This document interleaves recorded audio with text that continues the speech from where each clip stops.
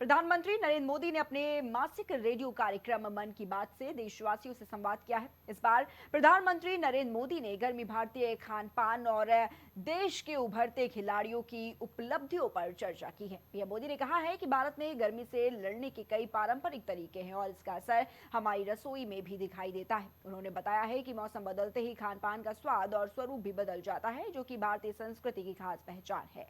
कार्यक्रम के दौरान प्रधानमंत्री ने देश के 2 युवा एथलीटों गुरविंदर सिंह और अनिमेश कुजूर की भी सराहना की है। पीएम ने कहा है कि हाल ही में 100 मीटर दौड़ में राष्ट्रीय रिकॉर्ड महज 2 दिनों में 3 बार टूटा, जो भारतीय एथलीट्स के लिए बड़ी उपलब्धि है।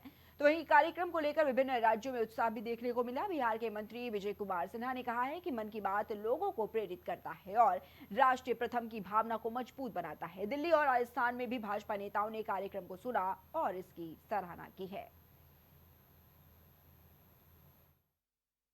आदरणीय प्रधानमंत्री नरेंद्र मोदी जी ने मन की बात के कार्यक्रम में पूर्व की भांति हिंदुस्तान के एक सिरे से लेकर दूसरे सिरे तक एक सूत्र में पिरो कर के जो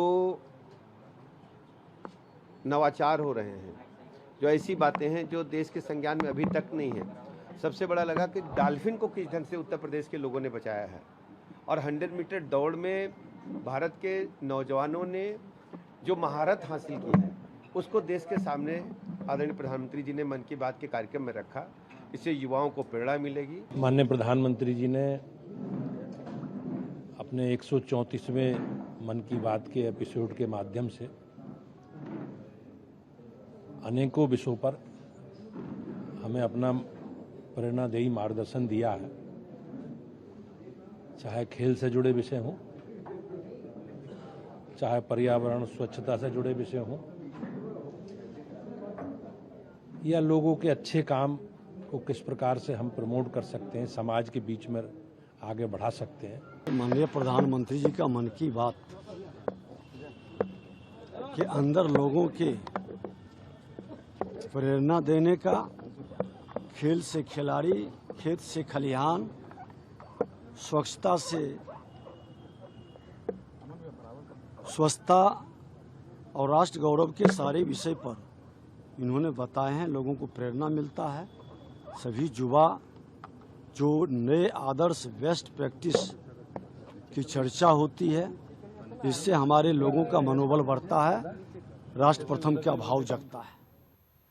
तो वहीं गाजियाबाद की कोड़ा कॉलोनी में किशोर सूर्या की हत्या के मामले को लेकर उत्तर प्रदेश सरकार ने सख्त रुख अपनाया है। उप मुख्यमंत्री ब्रजेश पाठक ने कहा है कि सरकार ने इस घटना को बेहद गंभीरता से लिया है। उन्होंने बताया है कि पुलिस ने त्वरित कार्रवाई करते हुए आरोपियों को घेर लिया और जवाबी कार्रवाई में मुख्य अभियुक्त मारा गया है। ब्रजेश पाठक ने स्पष्ट किया है कि प्रदेश में अपराधियों के लिए कोई जगह नहीं है और किसी भी दोषी को बख्शा नहीं जाएगा। जो गाजियाबाद की घटना है उसमें हमारी सरकार ने इसका गंभीरता के साथ संज्ञान लिया था और पता चला है कि जो मुख्य अभियुक्त था वो पुलिस मुठभेड़ में मारा गया है और हर स्थिति में प्रदेश के लोगों को हम बेहतर से बेहतर कानून व्यवस्था देंगे और किसी को भी बख्शा नहीं जाएगा। तो उत्तर प्रदेश सरकार के मंत्री भूपेंद्र सिंह चौधरी ने भी घटना पर दुख जताते हुए पीड़ित परिवार के प्रति संवेदना व्यक्त की है। उन्होंने कहा है कि प्रदेश सरकार जीरो टॉलरेंस की नीति पर काम कर रही है और कानून व्यवस्था से खिलवाड़ करने वालों के खिलाफ सख्त कार्रवाई की जा रही है। चौधरी ने कहा कि पुलिस ने मामले में प्रभावी कार्रवाई की है और आगे भी दोषियों के खिलाफ कठोर कानूनी कदम उठाए जाएंगे। साथ ही उन्होंने दोहराया है कि उत्तर प्रदेश में अपराध और अपराधियों के प्रति किसी तरह की नरमी बिल्कुल भी बरती नहीं जाएगी। और इस प्रकार की जघन्य हत्या का होना हमारे लिए, सबके लिए दुखद है और हमारी संवेदनाएं पीड़ित परिवार के साथ हैं। और निश्चित रूप से जिन्होंने इस जघन्य हत्याकांड को अंजाम दिया है, सरकार उस पर निश्चित रूप से जो भी विधि सम्मत है कार्रवाई कर रही है और कार्रवाई सरकार ने की है।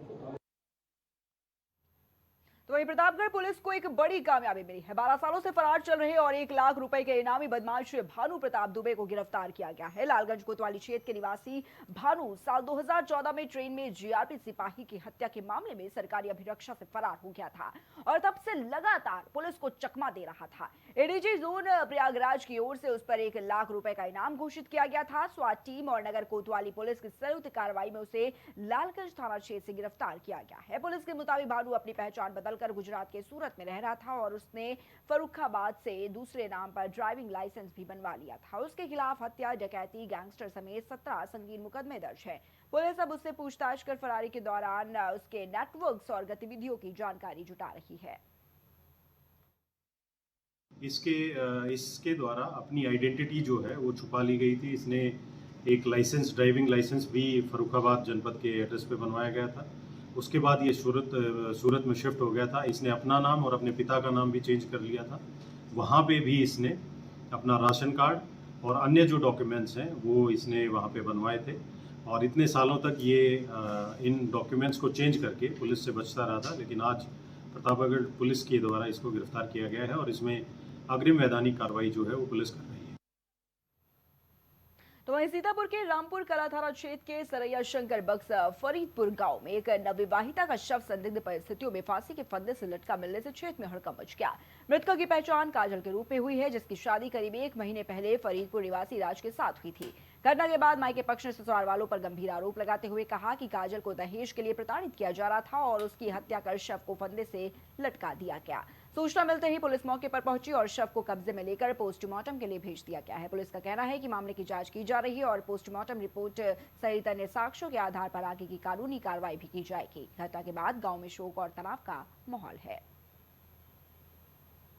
तो राजधानी लखनऊ के खेलगांव स्थित साई नेताजी सुभाष क्षेत्र केंद्र में एशियाई खेलों के लिए कुश्ती ट्रायल्स की शुरुआत हो गई है। जापान में सितंबर में होने वाले एशियाई खेलों के लिए भारतीय टीम का चयन करने के उद्देश्य से फ्री स्टाइल और ग्रीको रोमन श्रेणियों में मुकाबले हो रहे हैं। इन ट्रायल्स में दोनों शैलियों के 6 वजन वर्गों में देश भर के लगभग 150 शीर्ष पहलवान हिस्सा ले रहे हैं, जिनमें कि अमन सहरावत और ललित जैसे नामी पदक विजेता भी शामिल हैं।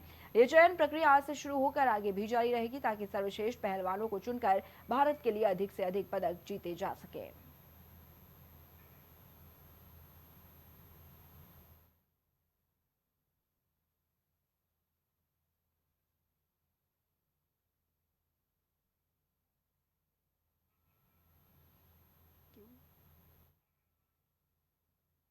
तो देश भर के कई खिलाड़ियों के लिए देखिए खास पहले एशियाई खेलों के लिए ये आयोजन किया गया है। फ्री स्टाइल और ग्रीको रोमन जैसे खेलों के लिए देखिए इसकी शुरुआत देखी जा रही है और इस श्रेणी में मुकाबला होना है फ्री स्टाइल और ग्रीको रोमन के लिए और देखिए 150 पहलवान देश भर से करीब इसमें हिस्सा भी ले रहे हैं।